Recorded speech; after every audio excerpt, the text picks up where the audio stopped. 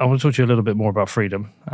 You supported the ledger, you supported the truckers out in Canada. And when I said I was going to give a bunch of devices away, and then you guys came and said, we'll just give you them, which, by the way, thank you very much. Everyone really appreciated that.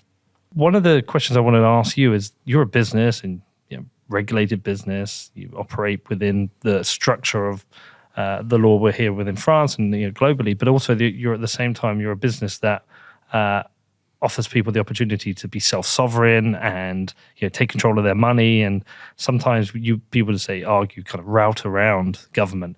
So how do you square that? So how do you walk that fine line? Well, first, by thinking there is no fine line. Okay. I think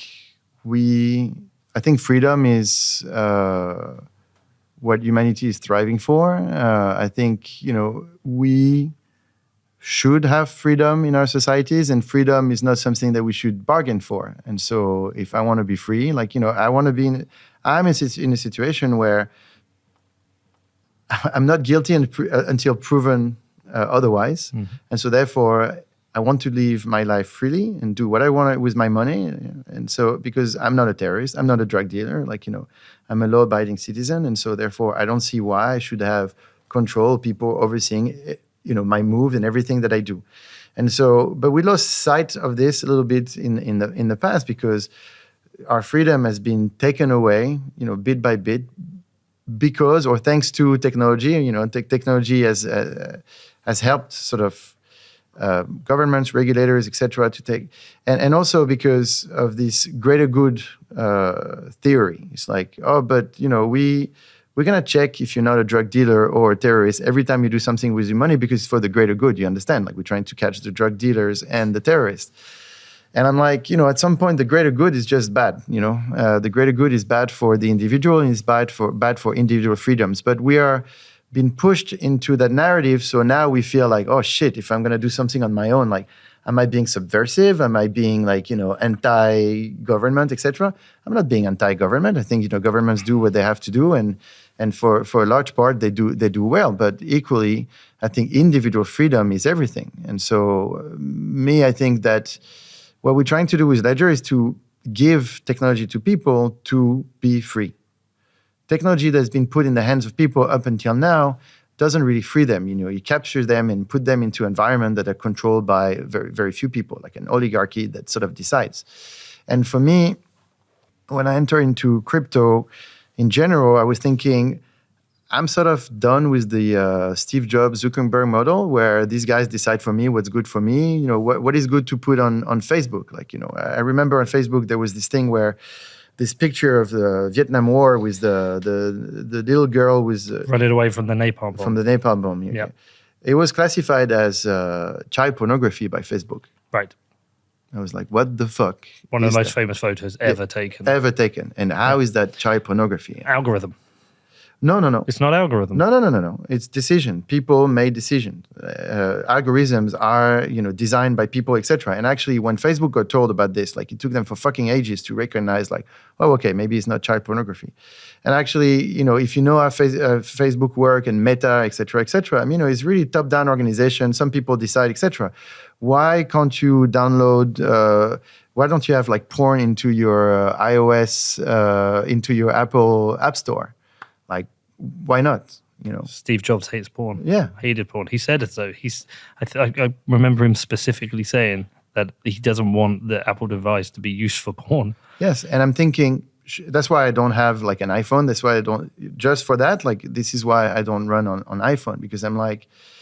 By the way, I don't have any porn on my phone. I don't care. But it's not, freedom. But it's not the point. If someone wants it, why would Steve Jobs decide that it's not good for them? I hate that mentality, and it's all that we've seen with Web 2 is super centralization. With big corporations that decide on everything, and they become so powerful that you become powerless, and they take away your freedom. Try to negotiate with Google. I mean, good luck on, as an individual, even as a company. It's very difficult. We're still banned from buying ads from Google. You are, because what? You're a Bitcoin company, crypto company? I don't know. It makes no sense. Because we're not regulated. They because you guys are not regulated.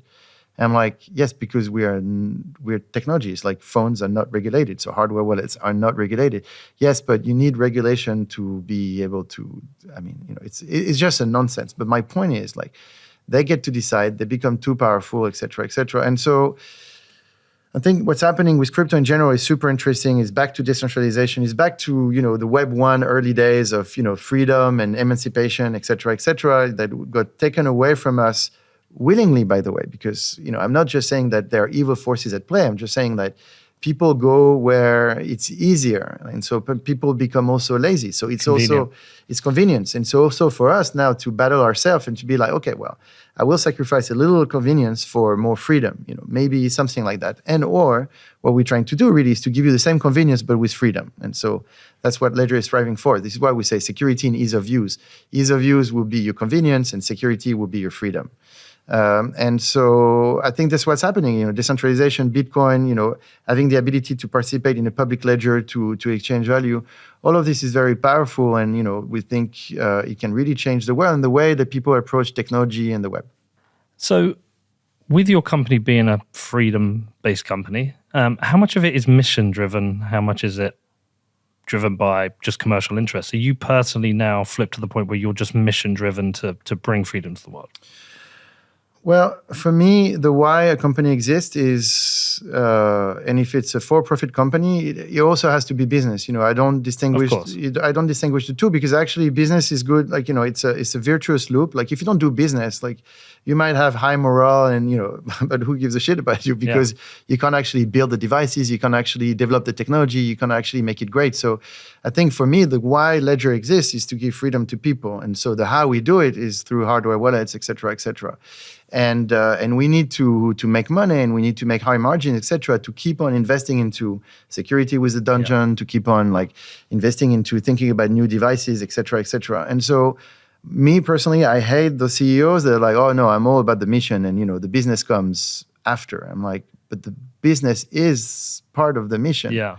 If you don't do business, like we're not philosophers, like we are business people, and we need to make business. And if it's and by the way, like I think it's I'll send it to you. I learned a lot from Nike, and there's a great book called by Knight called Shoe Dog. Do you like my shoes today? So I do like your shoes. Yeah, these are Nikes. So I bought these recently. And I went on holiday with my kids, and my son forgot his trainers. So I had 2 pairs. He wore them the whole time. And everywhere he went, people were like, I like your trainers. And since I've worn them, not one person said it to me. But Shoe Dog is Shoe Dog is a great story. And Nike at some point had a manifesto, and they said, this is everything that we're going to do. I'll send you the manifesto. It's amazing. So they don't talk about making money. And at the end, they say, and if we do all of this, we'll make a lot of money. and so this is how I think about the business for Ledger. This is everything that we're going to do. And if it's great, then we'll make money. And so, your mission is first, and the why the company exists, I think, is first. But then, at the end, if you do the right thing, then you will make money. Because there's no way that you're going to be great and people are not going to want to pay for it. And I think it's important for the industry to have not just one, actually multiple large manufacturers of the products. You actually, strangely, need competition. Yeah, of course. Like, the competition right now is too weak. Like, what's happening, I've got a lot of respect for everyone, but what's happening is a bunch of teams are too mission-driven and not enough business-driven. Like, it's all about, like, the powers to the maxis, et cetera. I mean, it's great, but, like, this is not business to consumer. Like, in the end, like, if you really want to help people, you need to have money to help them. But it's not just in crypto. It's like in the world in general. People are like, oh no, but let's do all these things, but let's kill the business because business is bad. I'm like, no. But business is what fuels all the things that you want to do.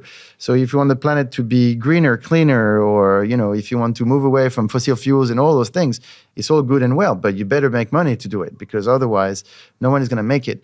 When you travel the world and you see countries with less money are not as clean, not as efficient, et cetera, et cetera. So making money and driving the economy is good for everything. And so if we want freedom, we need money to achieve it. And Ledger is making good money, which is good. Ledger is making good money, and we're reinvesting a lot. So, people sometimes, we're not greedy bastards. Like, we try to do what's right. And we try to build a great business, and great business is a lot of investment. So all of this is a real virtuous cycle. Like, if we make money, we reinvest the money that we're making. The other thing I wanted to talk to you about while we're here is, have you been following what's been happening with Ethereum and the merge and Tornado Cash? Yes. You have. So I was actually in one of your Ledger spaces the other day with Dan Held discussing that. And Seth as well, no? Yeah, Seth as well. Yeah, it's a really good session. And so firstly, what do you make of what happened with Tornado Cash? Well, so Seth is our public policy guy, and so if you guys connect to sort of what we did on the Twitter space, and also Seth has a great Twitter thread that he's done on this.